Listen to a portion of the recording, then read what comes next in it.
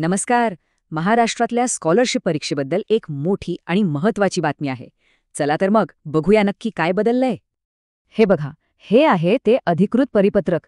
ह्याच माहितीच्या आधारावर आपण हे बदल समजून घेऊया. तर सगळ्यात मोठी बातमी ही आहे की आता स्कॉलरशिप परीक्षेचं स्वरूपच पूर्णपणे बदलणार आहे. सगळ्यात आधी तो मुख्य बदल काय आहे ते बघूया, जो विद्यार्थी आणि शाळांसाठी महत्वाचा आहे. हो, आता ही परीक्षा 5वी आणि 8वीत नाही, तर त्याऐवजी 4थी आणि 7वी इयत्तेत होणार आहे. पण थांबा, हा बदल लगेच नाहीये. 2025-26 हे वर्ष ट्रान्झिशन म्हणजेच बदलाचं वर्ष असणार आहे. म्हणजे कसं? तर येत्या वर्षात परीक्षा 5वीचे विद्यार्थी देतील, पण त्यांना अभ्यास 4थीचा करायचा आहे. आणि अगदी तसंच 8वीच्या विद्यार्थ्यांना 7वीच्या अभ्यासक्रमावर परीक्षा द्यावी लागेल.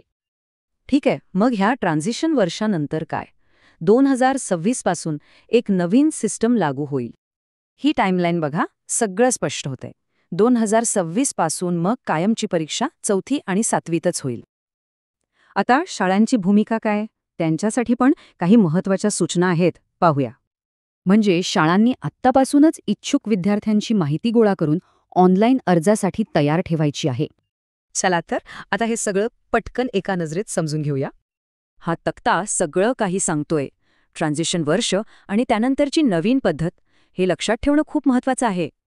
तर मग या नव्या बदलासाठी विद्यार्थी, पालक आणि शिक्षक यांची तयारी कशी असेल, हा विचार करण्यासारखा प्रश्न आहे.